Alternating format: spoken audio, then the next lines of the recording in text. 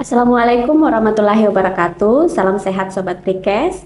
Pada sesi bincang sehat kali ini kita kedatangan tamu yang sangat spesial. Salah satu dokter spesialis bedah kebanggaan kita di Kabupaten Wajo, Dr. Muhammad Tawir, spesialis bedah. Siap. Terima kasih Apa dokter. kabar dok? Alhamdulillah sehat-sehat. Ya, sebelumnya saya ucapkan terima kasih banyak dok karena sudah menyempatkan hadir di tempat ini untuk berbagi ilmu bersama kita semua. Siap, sama-sama dokter Yaya. Ya dok, baik Sobat Prikes, pada kesempatan kali ini kita akan membahas salah satu penyakit yang banyak dikeluhkan oleh masyarakat kita, namun masih banyak masyarakat yang merasa malu atau takut untuk datang memeriksakan dirinya ke dokter ya dok. Ya, salah satunya itu penyakit hemoroid. Nah, dok, sebenarnya penyakit hemoroid ini penyakit apa sih dok? Jadi begini dokter Yaya. Hemoroid itu kan nama lain dari ambeien. Jadi atau wasir. Ya. Jadi masyarakat awam biasanya kenal dengan wasir atau ambeien. Ya, dok. Bahasa kedokterannya itu hemoroid. Ya, seperti itu dokter Yaya. Iya dok. Ya. Jadi hemoroid ini biasa dikenal di masyarakat itu dengan penyakit ambeien atau wasir ya Ya, dok. ambeien atau wasir. Kira-kira penyebab seseorang bisa terkena wasir atau ciri-cirinya orang yang terkena wasir itu seperti apa dok? Jadi Yang selama ini. jadi wasir ini dikeluhkan oleh masyarakat itu dengan keluhan nyeri saat BAB atau BAB berdarah. Oh iya dok. Tetapi tidak semua BAB berdarah itu adalah hemoroid. Tapi itu yang paling sering dikeluhkan masyarakat, bahwa hemoroid atau ambien ini gejalanya adalah nyeri saat BAB, yang kedua berdarah saat BAB. Perdarahan ini khas. Perdarahan ini BAB dulu, Iya dok. baru berdarah, seperti itu. Belakangan ya dok Ya, darahnya. belakangan. Jadi kalau penyakit-penyakit seperti yang lain, misalnya seperti tumor, biasanya bercampur dengan feses. Gitu. Kalau hemoroid itu khasnya, dia BAB dulu, misalnya keras BAB-nya, terus belakangan pas cebok itu keluar darah. Biasanya darah segar atau darah memancar. Seperti itu dokter. Oh, jadi sering terjadi pada pasien-pasien yang BAB-nya keras ya dok? Ya, jadi faktor pencetusnya atau faktor risikonya itu adalah konstipasi atau keras kotorannya. Jadi bagi mereka yang keras kotorannya, kemudian BAB, kan dia mengedan. Iya dok, betul. Mengedan, kemudian dilewati anus, kemudian bikin lecet, maka berdarah lah. Anusnya seperti itu. Jadi penyebab ambien atau hemoroid ini adalah karena mengedan terlalu kuat atau ada tekanan perut yang mengharuskan dia mengedan, sehingga bantalan anus dalam bahasa kedokterannya itu adalah anal cushion, yang di dalamnya ada pembuluh darah melorot atau apa istilahnya ini keluar dari anus, kemudian kotorannya keras, BAB, kemudian kotoran keras ini bikin lecet anus ini sehingga berdarah. Sehingga berdarah ya dok. Seperti itu dokter Yaya. Iya dok. Kemudian nih dok, saya mau klarifikasi dok. Ada beberapa mitos yang berkembang di masyarakat kita. Katanya sering konsumsi makan makanan yang pedas atau sering berlama-lama duduk di WC ini bisa jadi penyebab orang terkena wasir atau ambien dok. Ini mitos atau fakta nih dok? Jadi memang ada biasa masih bertanya, apakah makan pedas itu bisa menyebabkan wasir atau ambien? Pada dasarnya kita tahu patofisiologinya atau penyebabnya bahwa wasir itu disebabkan oleh tekanan yang besar pada anus. Jadi adapun itu sambal atau makanan pedis hanya memperberat keluhan dari ambien itu, memperberat dalam hal ini kalau BAB, rasa nyeri, pedas, pedis. Jadi misalnya kalau sudah BAB keras, kemudian sudah ada pedis kan, di situ risikonya. Jadi sambal ini atau pedis ini bukan menyebabkan ambiennya, tapi memperberat Ya, keluhan memperberat atau gejala dari ambiennya itu sendiri. Oh, Seperti iya, itu dok. betul, dok. Ya. Terus yang berlama-lama di toilet ini gimana dok? Ini ambien kan penyebabnya karena mengedan terlalu kuat. Iya dok. Jadi semakin lama duduk atau jongkok di WC untuk BAB, itu semakin memperberat tekanan ke anus. Jadi betul. Jadi kalau semakin lama kita mengadaan, semakin lama berkuat pada saat BAB, itu memperberat resiko melorotnya atau keluarnya ambeien. Nah, kita kenal ambeien itu ada grade-nya, Iya dok. ada tingkatan-tingkatannya. Kita jelaskan itu ada grade 1, ada grade 2, ada grade 3, ada grade 4. Nanti selanjutnya mungkin bisa dijelaskan di sini. Oh iya dok. Ya. Betul, jadi untuk mitos mengenai makanan pedas itu sebenarnya hanya memperberat Memperberat keluhan, keluhan, ya dok. memperberat gejala. Iya, Jadi dok. sambalnya itu tidak menyebabkan ambeien, Ya. tetapi memperberat kondisi atau gejala pasien itu sendiri. Iya dok. Ya, seperti Jadi itu. sebenarnya harus tetap konsumsi yang berserat ya dok. Jadi untuk mencegah atau menghindari terjadinya ambien ini, bagaimana feses itu, bagaimana supaya dia pengeluaran itu cepat, Iya dok. lancar, jadi tidak mengadan pada saat BAB. Ada juga penyebab lain sebenarnya ambien ini, misalnya pada kasus melahirkan, Oh iya dok. mengadan, Kan mengadan kuat. mengadan kuat, atau pada penyakit tertentu yang mendorong itu anus, bantalan anus ke bawah. Terkadang kita menemukan juga ada kasus-kasus ambien itu setelah bekerja keras, berkuat, mengangkat berat. Jadi semua itu karena tekanan perut ke bawah. Hampir-hampir mirip sama penyebabnya dengan usus turun. Oh iya Jadi dok. berkuat terlalu keras seperti itu. Pada kasus-kasus ambien ini karena mengadan terlalu kuat pada saat BAB seperti itu, Dokter Yaya. Ya dok, jadi tekanan yang terlalu tinggi di dalam perut itu bisa menyebabkan penyakit ya dok? Ya Entah bisa, itu seperti hemoroid. pasien kita ibu hamil terkadang dikonsul dari kandungan atau dari dokter jaga, ada hemoroid, itu faktor pencetusnya karena setelah melahirkan atau semakin bertambah trimester kehamilannya, Ya dok. keluar juga ambeiennya seperti itu. Iya. Jadi harus banyak makan serat ya. Iya dok, Ya. jelas sekali Iya. penjelasannya ya dok Iya. mengenai penyebab hemoroid. Nah, ini dok, kapan pasien yang menderita wasir atau ambeien ini harus datang ke dokter? Biasanya kan pasien tuh takut dok karena apalagi kalau ketemu dokter bedah, pasti katanya kalau ketemu dokter bedah itu pasti harus anjurannya operasi. Jadi takut nih dok. Jadi Gimana dok? begini, Kapan nih harus jadi ketemu? begini, keluhan hemoroid ini kan adalah BAB berdarah. Iya, Yang kedua, keluar benjolan pada saat BAB. Yang ketiga, terkadang juga ada yang gatal. Kemudian grade-nya ini ada grade 1, 2, 3, 4. Grade 1 itu misalnya hanya gatal saja atau berdarah saja. Iya dok. Grade 2 itu dia keluar benjolannya disertai perdarahan. Tidak ada menonjol baru masuk benjolan keluar berdarah tapi masih bisa masuk. Oh, Itu grade 2. Iya dok. Grade 3 itu benjolannya di luar disertai perdarahan, gatal, kemudian bisa didorong masuk, bisa masuk kembali. Grade 4 itu 4 sudah di luar, tidak bisa Benjolannya. didorong lagi benjolannya. Jadi kapan harus dioperasi? Itu tergantung grade-nya. Biasanya harus dioperasi setelah grade 4 dengan grade 3. Iya dok. Grade 2 dan grade 1 dioperasi dalam kondisi memperberat kondisi pasien, misalnya kasus perdarahan. Iya dok. Kasus berdarah yang terus-menerus, ya grade 2 terpaksa dia harus dilakukan tindakan juga. Seperti itu Dokter Aya. Tapi secara teori grade 3, grade 4 itu yang rekomendasi untuk dilakukan tindakan. Grade 1, grade 2 ini jika memberikan gejala seperti perdarahan atau sangat mengganggu pasiennya. Seperti itu. Jadi tidak semua pasien Ya, hemoroid lebih ini banyak. langsung dioperasi ya Lebih dok? banyak Dokter Yaya kita kasih pengobatan dulu,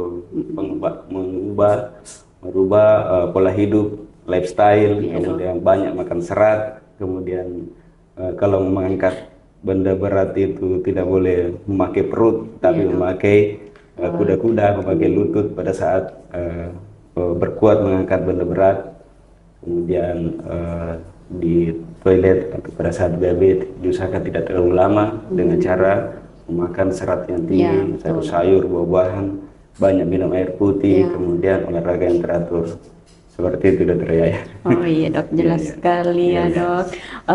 Karena akan tetapi kalau misalnya pasiennya datang sudah grade 3 grade 4 nih berarti harus sudah langsung dioperasi dok, kan biasanya tuh pasien saya lihat polanya ya dok, kalau misalnya grade 1 grade 2 tuh menyimpan-nyimpan dulu dok, takut-takut ke Ya, dokter, nanti jadi parah baru datang. begini, eh, grade 3, grade 4, yang itu kan yang indikasi secara teori indikasi operasi. Tapi kalau datang dengan grade 3, grade 4 itu kita lihat lagi kondisinya. Jika dia setuju dilakukan tindakan, maka direncanakan. Kecuali misalnya pada saat dia datang ke grade 4 ingkar serata, Iya dok. sudah nekrosis, dia punya anus, nekrosis artinya hitam, sudah mulai ada muncul bau, sudah luka ya, terpaksa harus dilakukan tindakan pembersihan, Oh, iya, dok. operasi. Kalau grade 3 ya sebaiknya dioperasi, karena kalau enggak dia bisa Semakin berlanjut memberat. ke grade Grade grade 4. 4 yang lebih parah. Grade 2 kalau mengganggu juga, sering berdarah, mengganggu, sering gatal berdarah, ya dikasih pilihan seperti itu, tapi lebih diutamakan pengobatan terlebih dahulu seperti itu. Iya dok. Dengan pengobatan yang dimaksud adalah pengobatan memperbaiki pola Pola hidup. hidup. Yang kedua, minum obat-obatan. Ketiga, ya harus makan banyak serat yang tinggi, olahraga yang banyak, olahraga yang teratur, seperti itu kata saya. Iya, dok. Betul sekali dok. Intinya pola hidup ya dok. Ya, Serat dan buah-buahan dan air putih. seperti Gini dok, di masyarakat kita ini masih banyak yang takut datang ke dokter ya dok, Iya. dengan alasan mau berobat tradisional dulu, Iya. mau berobat bugis dulu. Apakah benar ada dok obat-obatan tradisional yang bisa mengobati hemoroid ini dok? Pada intinya, ini kan hemoroid ini atau ambien ini penyebabnya karena, ya paling sering ya, penyebabnya karena kurang serat. Jadi kalau misalnya ada eh, misalnya buah-buahan atau apa yang diramu, kemudian bisa memperbaiki pola pola BAB-nya, pola defekasinya, itu bisa dikonsumsi. Misalnya apa namanya, buah-buahan yang di blender Di atau blender, di diracik, jus. baru diminum boleh. Boleh dok. Tetapi kalau direkomendasikan nama, mungkin kita tidak bisa menyebutkan, tetapi apapun itu kalau tinggi seratnya, direkomendasikan untuk mengurangi konstipasinya, mengurangi tidak lancarnya BAB. Iya, dok. Seperti itu Dr. Yaya. Iya, dok. Iya. Jadi pada prinsipnya buah-buahan yang bisa membantu defekasinya Buah-buahan, lancar. sayur-sayuran, air putih, olahraga itu menjadi kunci dari pengobatan. Jadi terkadang kita sampaikan ke pasien bahwa apapun obatnya ini hemoroid atau ambeien tidak akan maksimal kalau tidak diubah pola hidup. Betul Tidak sekali diubah dok. lifestyle, kemudian makanannya, minumannya kita tidak ubah, maka dia akan kembali muncul. Oh. Jadi tidak bisa kita bilang dengan operasi pasti baik. Tidak bisa, karena ini penyakit atau penyakit pola hidup yang harus dimodifikasi, yang harus diubah kalau kita lakukan penanganan atau treatment dari penyakit ini. Seperti itu Dr. Dewi. Jadi kembali lagi ya Sobat Pikes, semuanya bergantung di pola hidup sehat. Pola hidup sehat. Betul, Dr. Ya. Oh iya dok, kemudian kita lanjut ke pengobatannya ya dok. Siap. Mungkin banyak yang belum tahu sebenarnya metode operasi hemoroid ini seperti apa dok? Tadi 1, 2 kan konservatif. Iya dok. Tadi obat-obat, Obat-obatan, pola obat-obatan hidup. sehat pola hidup. Nah, grade 3, 4 itu dilakukan tindakan intervensi atau operasi. Operasi sekarang hemoroid ini sangat berkembang, sangat berkembang, mulai dari pembedahan yang dibuka, yang dioperasi, kemudian ada yang minimal invasif. Sekarang sudah ada namanya HALRAR, ada namanya stapler hemoroid, kemudian ada namanya laser hemoroid, kemudian ada lagi namanya pila prosedur. Iya dok. Seperti itu. Jadi tergantung case-nya. Tergantung Jadi kembali. kita tidak bisa mengatakan ini satu-satunya teknik yang dipakai.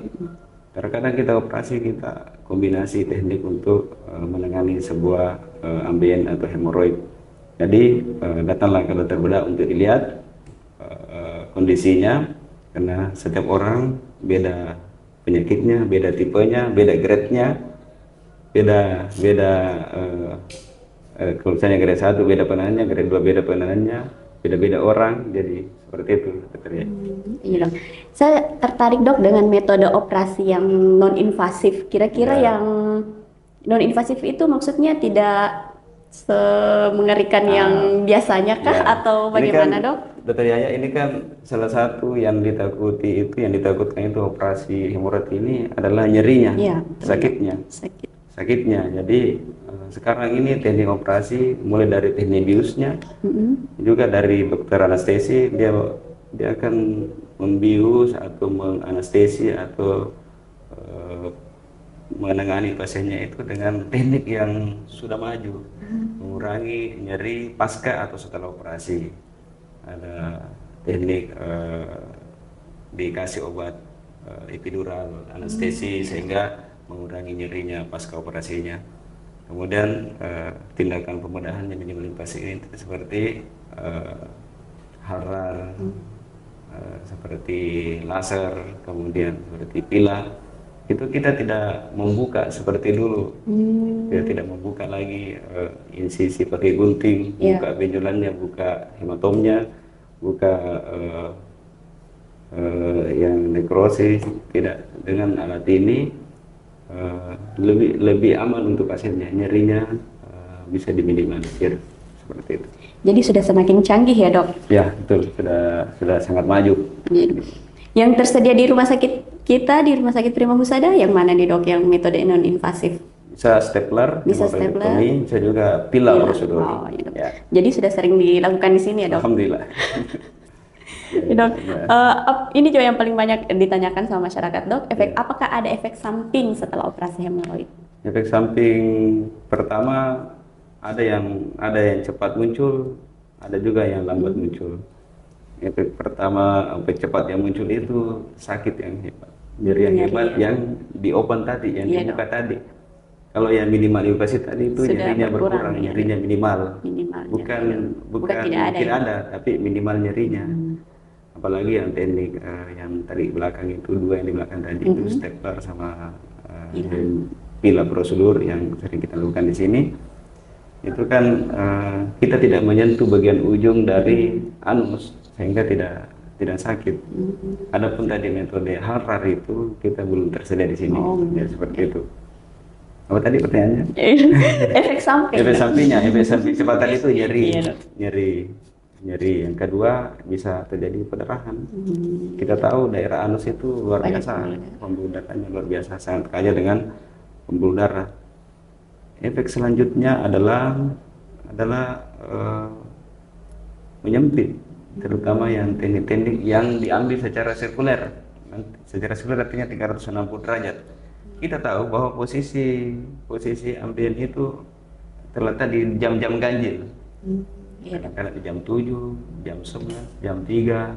Jadi penonjolannya itu letak benjolannya ya dok? Letaknya. Jadi kalau kita buka itu memang di daerah-daerah jam-jam ganjil itu kalau kita buka. Ya itu daerah jam ganjil, jam 7, jam 11, jam 3. Di situ arahnya. Iya dok. Jadi operasi yang melibatkan 360 derajat sirkuler itu potensi struktur stenosis dari anusnya itu sangat tinggi, sehingga sekarang ini metode-metode ini dianjurkan untuk tidak 360 derajat seperti itu. Sudah mulai ditinggalkan ya dok. Sekarang stapler pun di workshop itu sudah diteliti itu supaya tidak 360 derajat seperti itu. Kemudian ada satu hal biasanya, hemoroid itu biasanya dia takut BAB. Takut BAB. Kalau dia takut BAB itu nanti lama-lama bisa terjadi kolitis, infeksi pada kolon, jadi radang pada kolon karena usus besar. Itu karena sering menahan. Jadi kalau diabetes kan sakit, jadi otomatis secara psikis kan pasiennya menunda untuk BAB. Lama-lama efek sampingnya dia bisa jadi kolitis pada pasiennya. Seperti itu dokter Yaya. Sangat menarik ya dok, apalagi dengan metode-metode yang terbaru saat ini. Pada intinya pengobatan dulu. Jadi tapi harus diperiksa dokter Yaya. Jadi kalau ada keluhan sakit kalau BAB atau ada penonjolan pada saat buang air besar, ya sebaiknya diperiksa, untuk dinilai Pak. Bapak masuk atau Ibu masuk grade berapa? Karena kebanyakan kita tangani itu pengobatan dulu, obat-obat dulu. Obat-obat yang saya maksud ini ya ditambah lagi dengan tadi perubahan, mengubah pola hidup, mengubah lifestyle, mengubah pola makan serat, harus makan banyak serat, kemudian banyak minum air putih, kemudian olahraga, seperti itu Dokter Yaya. Jadi pengobatannya tidak hanya operasi Dokter Yaya. Jadi pengobatan hemoroid itu harus menyeluruh. Kalau enggak susah, apapun tekniknya, apapun operasinya, jika tidak diobati secara menyeluruh, secara holistik, dia akan kembali lagi. Dan ingat bahwa faktor penyebabnya itu tadi yang harus atau risiko yang menyebabkan ini harus diubah atau dihindari atau diobati, seperti itu. Saya kira begitu Dokter Yaya. Ya, betul Dok. Jadi Sobat Prikes, mulai saat ini tidak usah takut untuk memeriksakan diri apabila terdapat gejala wasir atau hemoroid. Ya, lebih banyak pengobatan. Iya betul, jangan takut periksa. Pokoknya periksa dulu supaya nanti bisa ditentukan pengobatannya seperti apa. Ya. Mungkin itu saja Dok. Pertanyaan hari ini. Terima kasih, mungkin setelah ini akan banyak nih Dok pasien yang datang untuk mau konsultasi sama Dokter Nawir nih Dok soal penyakit-penyakit yang diderita. Kalau mau konsultasi sama Dokter Nawir boleh ketemu di mana nih Dok? Ya tiap hari di sini di Rumah Sakit Prima Husada setiap jam 16 sampai selesai. Iya Dok. Baik Dok. Terima kasih Dokter Nawir sudah menyempatkan waktu untuk hadir untuk berbagi ilmu bersama kita pada hari ini. Sobat Prikes, sekian dulu bincang sehat bersama Rumah Sakit Prima Husada pada hari ini. Semoga video yang dinonton pada hari ini bisa memberikan manfaat bagi kita semua. Sampai jumpa di video selanjutnya. Assalamualaikum warahmatullahi wabarakatuh. Waalaikumsalam warahmatullahi wabarakatuh. Terima kasih Dok.